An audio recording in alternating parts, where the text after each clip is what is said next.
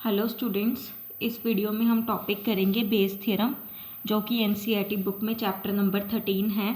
Bayes theorem 13.4 exercise को cover करती है। बेस थ्योरम टॉपिक समझने के लिए सबसे पहले तो आपको ये पता होना चाहिए कि हमें क्वेश्चंस की स्टेटमेंट पढ़ के कैसे पता चलता है कि यहाँ पे डेफिनेटली बेस थ्योरम अप्लाई होएगी।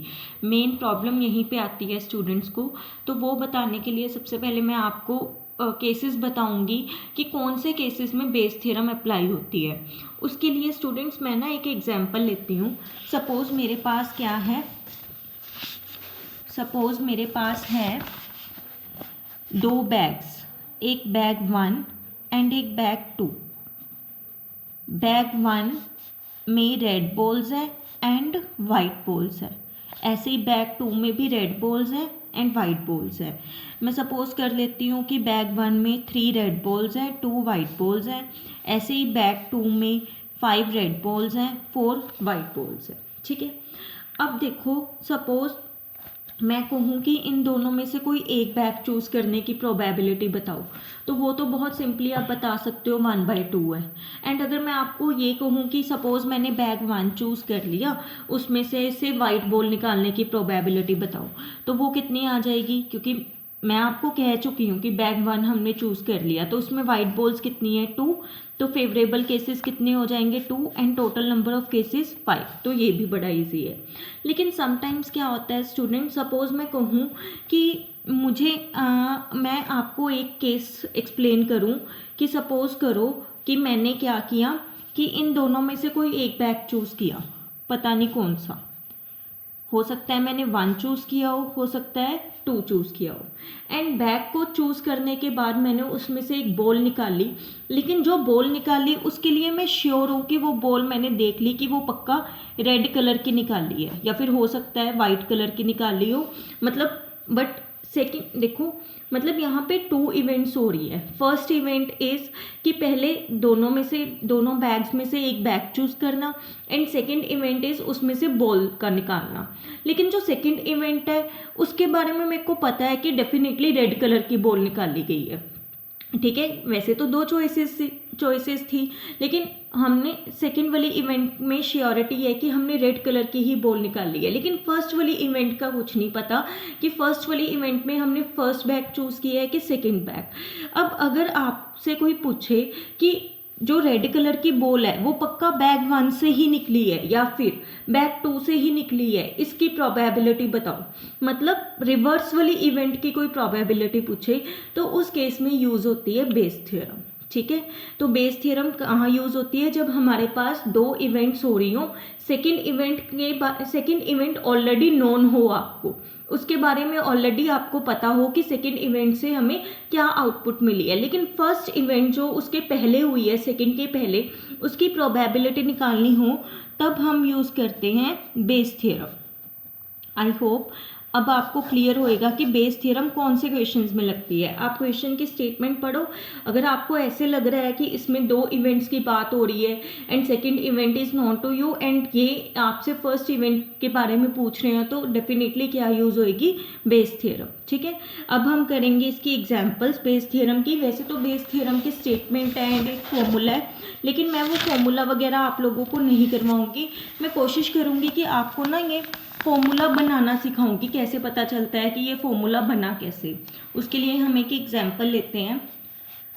Example number 16 from your NCERT book. Bag 1 contains 3 red and 4 black balls and bag 2 contains 5 red and 6 black balls. One ball is drawn at random from one of the bags and it is found to be red. Find the probability that it was drawn from bag 1. क्या कह रही हैं? कहते bag 1 में 3 red and 4 black balls हैं and bag 2 में 5 red and 6 black balls हैं। मैंने क्या किया, यहाँ पे बैग 1 लिखा, यहाँ पे बैग 2, यहाँ पे रेड ब्लैक। आप चाहे यहाँ पे रेड ब्लैक लिख लो, यहाँ पे बैग 1, यहाँ पे बैग 2। जो मैं ये टेबल सा बनाती हूँ, ये कोई ऐसे नहीं है कि इसकी इवेल्युएशन होनी है आपकी एग्जाम में। ये तो हम अपने मतलब कन्वीनियंस के लिए बनाते हैं कि बार बार स्टेटमेंट ना पढ़नी पड़े, हमें सिर्फ टेबल देख के फटाफट से पता चल जाए कि बैग 1 में कितनी रेड बॉल्स हैं 3, बैग 1 में ब्लैक कितनी है 4, ऐसे ही बैग 2 में रेड कितनी है 5, बैग 2 में ब्लैक कितनी है 6। तो अब उन्होंने बोला कि हमने इन दोनों बैग्स में से सबसे पहले एक बैग चूज किया. One ball is drawn at random from one of the bags and it is found to be red. इन दोनों बैग्स में से एक बॉल ड्रॉ की एंड वो बॉल का कलर कौन सा है, रेड. अगर हम इवेंट्स की बात करें तो पहले बॉल चूज की होगी कि पहले बैग, तो ऑब्वियसली पहले बैग चूज किया होगा, पहले बैग चूज किया एंड उन बैग्स में से फिर एक बॉल निकाली एंड जो बॉल निकाली वो कौन से कलर की है, रेड कलर की. आपको प्रोबेबिलिटी पता करनी है कि जो रेड कलर की बॉल निकाली गई है वो कौन से बैग से निकाली गई है, फर्स्ट बैग से. मतलब रिवर्स वाली प्रोबेबिलिटी पता करनी है. तो इस केस में क्या यूज होगी हमारे पास, बेस थ्योरम. तो बेस थ्योरम के लिए ना कुछ टेक्निक्स है स्टूडेंट्स जो हर इक्वेशन में मतलब यूज़ होंगी. इसमें पता सबसे पहले क्या किया करो, आप ना ये देखा करो कि प्रोबेबिलिटी किसकी निकालनी है. अब जैसे फाइंड द प्रोबेबिलिटी डैट, किस चीज़ की प्रोबेबिलिटी निकालनी है कि जो बॉल है वो कौन से बैग से निकाली गई है, फर्स्ट बैग से. तो आप सबसे पहले E1 मान लो. E1 मतलब फर्स्ट इवेंट, इवेंट 1 क्या है, ball is drawn from bag 1. ठीक है. और क्या पॉसिबिलिटी है इसके अलावा, उसको मान लो E2, E3, E4 and so on. अब बॉल को कौन से बैग से ड्रॉ करने की प्रोबेबिलिटी निकालनी है, फर्स्ट से. इसके अलावा और क्या पॉसिबिलिटी हो सकती है कि बॉल सेकंड बैग से आई हो तो उसके लिए क्या आएगा, E2. अगर सपोज करो यहाँ पे थर्ड बैग भी होता तो हम थर्ड केस बनाते था, ball is drawn from bag 3, लेकिन वो तो है नहीं. तो फिर यहाँ पे कौन सी सिर्फ 2 ही इवेंट्स आएंगी. एंड जो आपको इन्फॉर्मेशन गिवन होती है, अब जैसे मुझे इन्फॉर्मेशन गिवन है कि जो हमने बॉल ड्रॉ की है वो कौन से कलर की है, रेड कलर की. जो इन्फॉर्मेशन आपको गिवन होती है उसका भी कोई नाम रख लिया करो. से मैं हमेशा उसका नाम ए रखा करूँगी. तो ए क्या होएगा, जो इन्फॉर्मेशन आपको गिवन है, मतलब जो सेकंड इवेंट के बारे में आपको ऑलरेडी पता है. हमें क्या पता है सेकंड इवेंट के बारे में कि जो बॉल हमारे पास आई है वो रेड कलर की है. तो ए क्या मान लिया मैंने, द बॉल इज रेड. ठीक है. अब क्वेश्चंस को कैसे करना है, वेरी सिंपल, डायग्रामेटिकली करते हैं हम क्वेश्चन को. मैं स्टार्टिंग से बताती हूँ कि डायग्राम कैसे बनाना है. सबसे पहले देखो एक डॉट लगा लो, फिर सोचो सबसे पहले क्या होएगा. सबसे पहले बैग ड्रॉ होएगा. अब बैग ड्रॉ करने की कौन कौन सी पॉसिबिलिटी है, हो सकता है कि बैग बैग चूज होएगा. अब बैग चूज करने की कौन कौन सी पॉसिबिलिटी है, हो सकता है कि हम बैग 1 चूज करें या फिर हो सकता है कि हम बैग 2 चूज करें. तो मैंने क्या किया, इस डॉट में से एक एरो बना दिया बैग 1 का, एक बना दिया बैग 2 का. अगर थर्ड बैग होता तो फिर मैं एक और लगा देती थर्ड बैग का. ठीक है. अब ये लिख लिया. इसके ब्रैकेट में चाहे आप E1, E2 डाल दो. ये मैंने इसलिए डाल दिए क्योंकि बैग 1 के लिए मैंने कौन सा नाम रखा है, E1. बैग 2 के लिए क्या रखा है, E2. ठीक है स्टूडेंट्स, मैं ये जो डायग्राम बनवा रही हूँ ना, ये ऐसे नहीं है कि आपकी बुक में भी बने हुए हैं. बेस थ्योरम को करने का ना ये तरीका सबसे सिंपल है, इसलिए मैं ये वे से करवा रही हूँ. तो फिर आप ऐसे मत सोचो कि यहाँ पे जो लिख रहे हो उसके मार्क्स कट होंगे या उसके मार्क्स मिलेंगे. मार्क्स आपको आगे जो आप फॉर्मूला लिखोगे, कैलकुलेशंस करोगे उसके मिलेंगे. लेकिन वो फॉर्मूला कैसे लिखना है, कैलकुलेशंस कैसे करनी है, वो इस डायग्राम से बहुत ईजिली पता चल जाता है. ठीक है. अब सेकेंड इवेंट की क्या हुई है, बॉल निकालना. बॉल हो सकता है बैग 1 से निकाली हो सकता है 2 से निकाली हो. लेकिन जो बॉल निकाली है वो डेफिनेटली कौन से कलर की निकाली है, रेड कलर की. ये हमें गिवन है. तो बैग 1 से कौन सी बॉल निकाली गई है, रेड कलर की. हो सकता है बैग 2 से बॉल निकाली हो, लेकिन निकाली कौन सी है, रेड कलर की. इसके आगे और एरो बनाने की ज़रूरत नहीं है ब्लैक वाला. क्यों, क्योंकि वी आर श्योर कि ब्लैक बॉल तो निकाली नहीं हुई. तो हो सकता है रेड कलर की बॉल बैग 1 से आई हो सकता है बैग 2 से आई हो. ठीक है. अब इनकी प्रोबेबिलिटी लिख दो. अब रेड के लिए, अब ये देखो, ये रेड कलर की बॉल निकाली है कौन से बैग से, फर्स्ट बैग से. रेड कलर के लिए हम कौन सा सिंबल यूज कर रहे हैं, ए विद रिस्पेक्ट टू E1. अब ये क्यों लिखा, आपने कंडीशनल प्रोबेबिलिटी पढ़ी हुई 13.2. उसमें क्या होता है, कंडीशनल प्रोबेबिलिटी में अगर देखो, मतलब अगर आप किसी इवेंट की प्रोबेबिलिटी निकाल रहे हो अंडर सम कंडीशन, तो जिसकी प्रोबेबिलिटी निकाल रहे हो वो ऊपर आता है. मतलब रेड कलर की बॉल की हम निकाल रहे हैं तो वो ऊपर आएगा. अंडर कौन सी कंडीशन, कि वो रेड कलर की बॉल कौन से बैग से निकाली है, E1 से. तो यहाँ पे A/E1 आ जाएगा.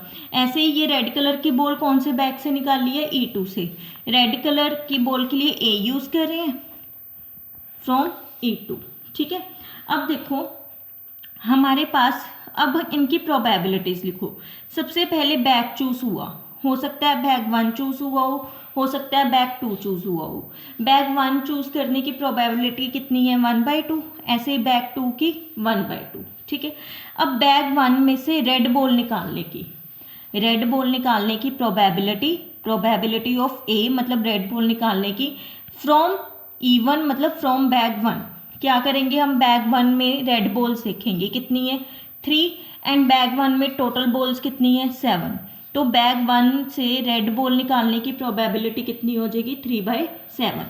ऐसे ही यहाँ पे रेड बॉल निकालने की प्रोबेबिलिटी फ्रॉम बैग 2 में रेड बॉल्स कितनी है 5, टोटल बॉल्स कितनी है 11। तो यहाँ पे क्या आ जाएगा 5/11। ठीक है, अब मेरी बात सुनो, अब हमें निकालना क्या है, हमें बोला क्या था, find the probability that the ball was thrown from bag 1। Bag 1 से बॉल निकालने की प्रोबेबिलिटी निकालनी है। बैग 1 के लिए हम कौन सा सिंबल यूज़ कर रहे हैं E1, मतलब हमें प्रोबेबिलिटी किसकी निकालनी है E1।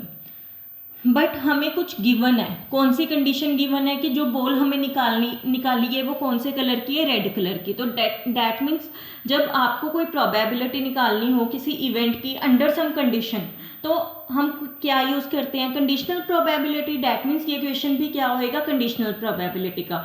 According to conditional probability हम ऊपर वो लिखते हैं जिसकी प्रोबेबिलिटी निकालनी है, एंड ये वाला सिंबल डाल के वो लिखते हैं जो हमें कंडीशन गिवन हो। कंडीशन कौन सी गिवन है हमें, ए वाली, कि बॉल कौन से कलर की है, रेड कलर की। ठीक है, अब हमारे पास प्रोबेबिलिटी का फॉर्मूला क्या होता है वैसे, number of favourable cases divided by number of total cases, ये फॉर्मूला होता है ना। अब देखो मैंने ये जो डायग्राम बनाया है इसमें हमारे फेवर में कौन सा केस है, ये वाला कि ये वाला, ऊपर वाला दो ही बने ना, एक ये वाला एक ये वाला, इनमें से फेवरेबल कौन सा है, फेवरेबल वो है, देखो जो उन्होंने प्रोबेबिलिटी पूछी थी बैग 1 से बॉल निकालने की। बैग 1 से बॉल निकालने के लिए इस डायग्राम में से कौन सा केस शो कर रहा है, ये वाला केस बता रहा है ना कि रेड बॉल कौन से बैग से आई, फर्स्ट बैग से। तो डैट मीन्स ये वाला केस हमारे क्या हो गया, फेवर में हो गया। तो डैट मीन्स ये किस में आएगा, न्यूमरेटर में। बट ये लिखने से पहले इसका फॉर्मूला लिखते हैं। अब ये वाला केस बन रहा है फर्स्ट वाला, ये किस किस को मिला के बन रहा है, E1 को, मतलब E1 की प्रोबेबिलिटी एंड A/E1 को, इन दोनों को मिला के बन रहा है ना। नीचे क्या होते हैं टोटल केसेस कितने हैं 2, एक ये वाला, मतलब ये वाला तो वही E1 एंड A/E1, एंड के लिए हम मल्टीप्लाई यूज़ करते हैं ना, फिर प्लस, क्योंकि दूसरा केस ये है ना तो दोनों केसेस लेंगे। दूसरा केस कौन सा है, E2 A/E2। अगर सपोज कोई तीसरा भी होता है यहाँ पे केस, हम वो तीसरा लगाते, अगर चौथा भी होता तो चौथा लगाते प्लस करके। ठीक है, क्योंकि ऊपर लगाने होते हैं फेवरेबल केसेस, नीचे लगाने होते हैं टोटल केसेस। स्टूडेंट्स ये फॉर्मूला लिखना बहुत ज़रूरी है हर एक क्वेश्चन में। अब ये फॉर्मूला यहाँ पे ख़त्म हो रहा है या तीसरी इवेंट आ रही है या चौथी इवेंट और आ रही है, वो डिपेंड करता है क्वेश्चन के स्टेटमेंट पे। अगर आप फॉर्मूला नहीं लिख रहे हो तो आपको फुल मार्क्स नहीं मिलेंगे। अब जैसे E1 की प्रोबेबिलिटी क्या है 1/2, A/E1 की क्या है 3/7, क्योंकि हमने सारी प्रोबेबिलिटी यहाँ पे कैलकुलेट करके लिखी हुई है, आपको सिर्फ फॉर्मूला में पुट करनी है। E1 की 1/2, A/E1 की 3/7, फिर नीचे भी यही एज इट इज़, प्लस दूसरा बैग E2 की 1/2, A/E2 की 5/11। तो नीचे क्या आ जाएगा 1/2 इंटू 5/11। बस फिर आप कैलकुलेशंस करो, कैलकुलेशंस जैसे आती हैं आपको, कैलकुलेशंस करो। जैसे यहाँ से 1/2 कॉमन आ रहा है, ये इसके साथ कैंसिल हो गया, नीचे एलसीएम लो, तो ये कैलकुलेशंस करके आपके पास ये आ गया। डैट मीन्स रेड बॉल निकालने की प्रोबेबिलिटी फ्रॉम बैग 1 कितनी आ गई 33/68। आई होप ये क्लियर है। मेन यहाँ पे ये है कि जब भी रिवर्स प्रोबेबिलिटी निकालनी हो तो कौन सी थ्योरम यूज होएगी, बेस थ्योरम यूज होएगी। एंड बेस थ्योरम यूज करने के लिए आप क्या किया करो, डायग्राम बना दिया करो, डायग्राम से बड़े आराम से बेस थ्योरम हो जाती है। ठीक है, आई थिंक मैंने कोई कैलकुलेशन में मिस्टेक की है। ओके, मैंने अभी अभी बुक में से नोटिस किया कि बुक में ना यहाँ पे बैक 2 लिखा हुआ था कि बॉल कौन से बैग से निकाली है, 2 से। मैंने यहाँ पे शायद बाय मिस्टेक बैग 1 लिख दिया, बट वो कोई इशू नहीं है स्टूडेंट्स। अगर बैग 2 की निकालनी होती तो आपके फेवर में कौन सा केस आ जाता, ये वाला आ जाता, मतलब ऊपर 1/2 इंटू 5/11 आ जाता, नीचे ये यही रहता, तो उस अकॉर्डिंग आंसर चेंज हो गया। ठीक है, अब मैं नेक्स्ट एग्जाम्पल करवाती हूँ आपको, एग्जाम्पल नंबर 17। एग्जाम्पल नंबर 17 में क्या है, कहते 3 आइडेंटिकल बॉक्सेस गिवन है, 1 2 3, ईच कंटेनिंग 2 कॉइन्स। हर एक बॉक्स में क्या है, 2 कॉइन्स है। कहते हैं in box 1 both coins are gold coins. Box 1 में दोनों जो कॉइन्स हैं वो गोल्ड है, बॉक्स 2 में दोनों सिल्वर कॉइन्स हैं। And in the box 3 there is 1 gold and 1 silver coin. And जो तीसरा बॉक्स है उसमें एक गोल्ड एक सिल्वर कॉइन है। जैसे मैं लिख लेती हूँ, 3 बॉक्स है एंड स्टेटमेंट पढ़ के पता चला कि 2 तरह के कॉइन्स की बात हो रही है, गोल्ड एंड सिल्वर। जो बैग 1 है, जो बॉक्स 1 है, उसमें गोल्ड कॉइन्स कितने हैं, both coins are gold coins, मतलब जो दोनों कॉइन्स हैं वो गोल्ड के हैं, तो इसमें गोल्ड 2 हो गए, सिल्वर 0 हो गया। जो बॉक्स 2 है उसमें दोनों सिल्वर के कॉइन्स हैं, मतलब बॉक्स 2 में सिल्वर कॉइन्स 2 हो गए, गोल्ड 0 हो गया। जो बॉक्स 3 है, एक गोल्ड है एक सिल्वर है। कहते a person chooses a box at random and takes out a coin. एक पर्सन ने इन तीनों में से कोई एक बॉक्स चूज किया एंड फिर उस बॉक्स में से क्या किया, कॉइन निकाल लिया। कहते प्रोबेबिलिटी, जो कॉइन है, देखो सबसे पहले उन्होंने बॉक्स चूज किया एंड फिर उसमें से कॉइन निकाला।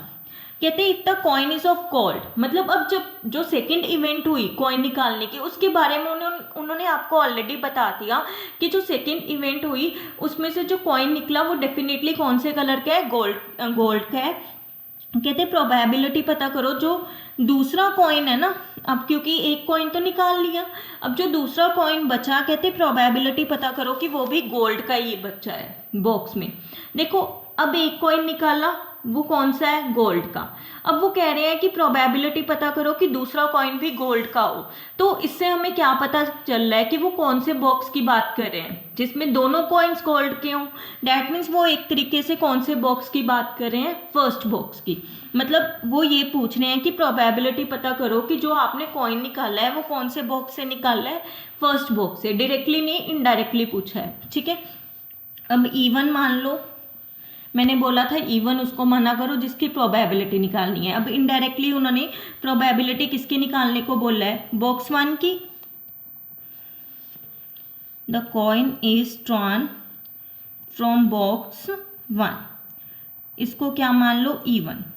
E2 E3 E4 क्या माना करो, जो और पॉसिबिलिटीज है। और क्या पॉसिबिलिटी हो सकती है कि कॉइन किससे निकाला हो, बॉक्स 2 से।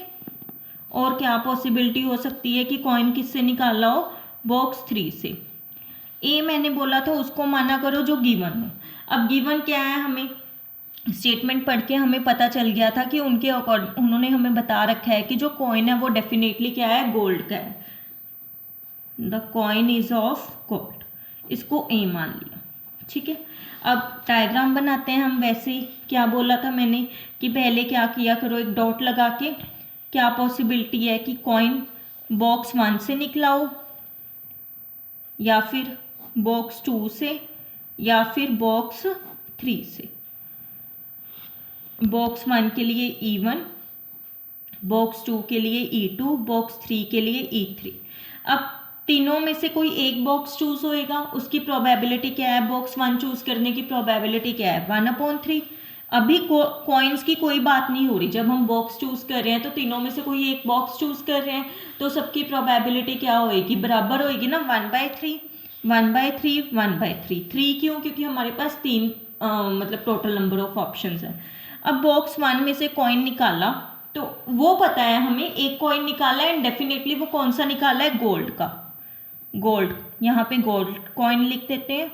एंड ब्रैकेट में ए की प्रोबेबिलिटी किसके विद रिस्पेक्ट टू, E1 के विद रिस्पेक्ट टू, यहाँ पे भी गोल्ड कॉइन ए की विद रिस्पेक्ट टू E2, यहाँ पे भी गोल्ड कॉइन। स्टूडेंट्स यहाँ पे हमें कोई और एरो बनाने की ज़रूरत नहीं है। वैसे तो आप सोच सकते हो कि ओनली गोल्ड क्यों, सिल्वर भी तो है, हम इसमें सिल्वर का एरो बना सकते हैं। क्यों नहीं बनाया, क्योंकि हमें श्योरिटी है कि कॉइन जो बाहर निकला है वो कौन सा निकला है, गोल्ड का। अब इसका मतलब है गोल्ड कॉइन निकालने की प्रोबेबिलिटी फ्रॉम बॉक्स 1, कि बॉक्स 1 से हमने गोल्ड कॉइन निकाला, उसकी प्रोबेबिलिटी क्या है। बॉक्स 1 में गोल्ड कॉइन्स कितने हैं, 2 divided by total number of cases. अब बॉक्स 1 में टोटल नंबर ऑफ कॉइन्स कितने हैं, वो भी 2, तो डैट मीन्स बॉक्स 1 से गोल्ड कॉइन आने की प्रोबेबिलिटी क्या है, 1। अब बॉक्स 2 से गोल्ड कॉइन आने की प्रोबेबिलिटी, बॉक्स 2 में गोल्ड कॉइन कितने हैं, 0, मतलब favourable cases 0, and total number of coins कितने हैं, 2, मतलब बॉक्स 2 से गोल्ड कॉइन आने की प्रोबेबिलिटी 0। ऐसे ही बॉक्स 3 में गोल्ड कॉइन्स कितने हैं, 1, एंड टोटल कॉइन्स कितने हैं, 2। ठीक है, अब देखो हमारे फेवर में कौन सा केस है, E1 वाला, तो ये हमारे फेवर में हो गया ये वाला केस, एंड बाकी सारे क्या हो गए, टोटल केसेस। मतलब हमारे पास प्रोबेबिलिटी E1 की निकालनी है ना हमें, फर्स्ट बैग की, किसके विद रिस्पेक्ट टू निकालनी है हमने, ए के विद रिस्पेक्ट टू, मतलब ए हमें गिवन है ना। तो अकॉर्डिंग टू दिस डायग्राम, ठीक है, ये हमारा फेवर में केस, फेवर वाला केस है, मतलब E1 A/E1, ये ऊपर आएगा, इनकी प्रोबेबिलिटीज ऊपर, एंड जो बाकी पीछे केसेस है, वैसे टोटल केसेस कितने हैं, 3, वो सारे क्या आएंगे, हमारे नीचे आएंगे। मतलब E1 A/E1 plus E2 A/E2 plus E3 A/E3। अब इनकी वैल्यूज पुट कर देते हैं। जैसे E1 की हमने देखा, इसकी प्रोबेबिलिटी कितनी है, E1 की डायग्राम से पता चल रहा है 1/3, एंड A/E1 की प्रोबेबिलिटी कितनी है, 1। ऐसे ही नीचे 1/3 इंटू 1। अब E2 की कितनी है, 1/3, A/E2 की कितनी है, 0, तो यहाँ पे पुट करेंगे। ऐसे ही E3 की 1/3, A/E3 की 1/2, ठीक है, मतलब ये बन गया 1/3 प्लस 0 1/6। आप कैलकुलेशंस करो, इसकी कैलकुलेशंस करके आपको आंसर मिल जाएगा। डायग्राम से स्टूडेंट्स ये क्वेश्चन ज़्यादा इजी हैं, सो आई वुड सजेस्ट कि आप डायग्राम बना के किया करो ये क्वेश्चंस, अदरवाइज बुक से समझने बहुत मुश्किल है। ठीक है, आई होप आपको ये क्लियर हो गए होंगे। अब नेक्स्ट क्वेश्चंस मैं आपको नेक्स्ट वीडियो में करवाऊंगी।